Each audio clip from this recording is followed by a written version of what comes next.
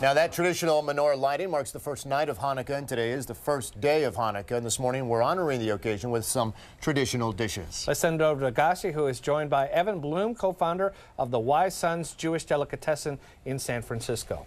Thank you, gentlemen. The delicious smell of frying onions is filling the KTVU studio. Evan, thank you so much for being here from Wise Sons, bringing true Jewish food to San Francisco. A lot of people think you have to fly across the country to get it. No, we've got it right here in San Francisco, and we just opened in Larkspur as well. Oh, good. Congratulations. Thank you very much. We have to talk about the importance of oil when it comes to Hanukkah. Tell me about the significance of it and how that makes its way into the food. You prepare a lot of these dishes here on this end of the table. Of course, everybody knows latkes, brisket. Can you talk to me about what's here and how oil plays a part in it? Well, potato latkes are a classic Jewish Hanukkah dish.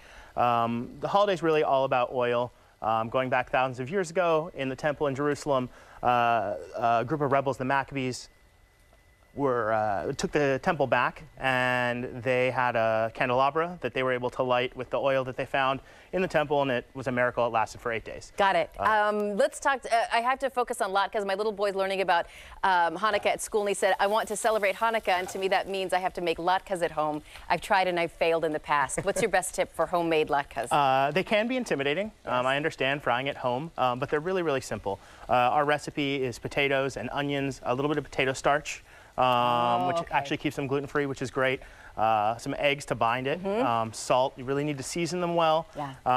One trick, getting them crispy, squeeze all the water out of the potatoes. Potatoes contain a ton of water, and you really just want to make sure you keep the pan at the right temperature and not overcrowd it, and just work at your own pace. Patience, patience. Okay, so patience with everything. Once we've made this delicious feast, inevitably you end up with leftovers the next day. So how do we put all this delicious food to good use, perhaps in the morning? Sure. Yeah, I think with many holidays you have leftovers and you're eating them for sometimes days, and you want to find something different. Everybody knows the Thanksgiving sandwich. Well, we're making a Hanukkah hash here.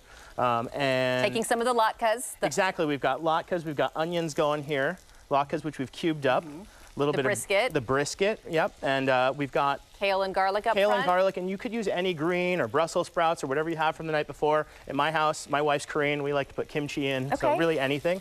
A little bit of applesauce. Yeah. Put me to work here. What can I be your sous chef? Yeah, what you want to dump some potatoes into the yes. Okay, we'll start with this. All right, let me trade places with you.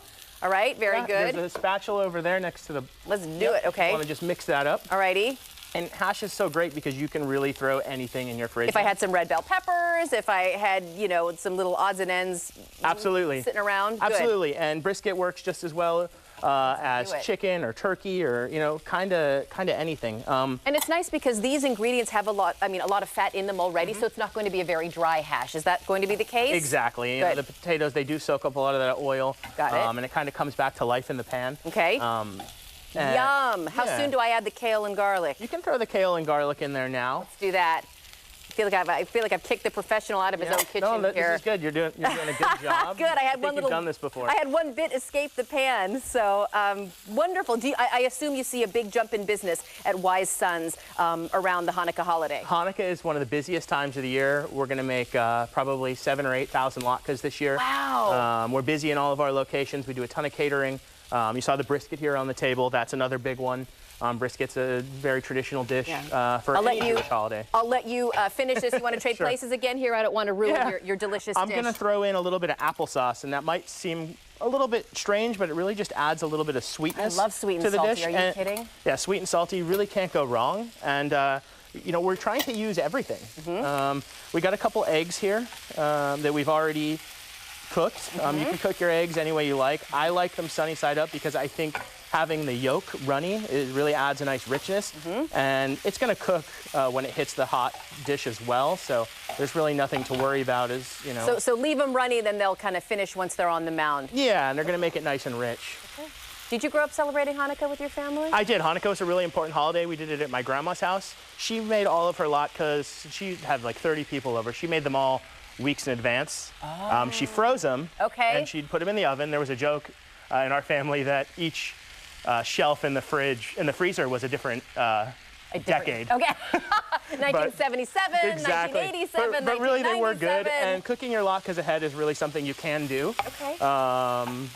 especially if you're feeding the crowd. I like to cook them fresh because I think it's a holiday where you really want to have people in the kitchen. Right. Everybody's standing around eating the latkes, fighting for them out of the pan. I'm gonna grab a plate right underneath you. Please, let's finish off this dish. Yeah. Evan Bloom of Wise Sons Jewish Deli in San Francisco, now in Larkspur. We'll mention that the recipe from Wise Sons for this delicious hash is on our website, ktview.com.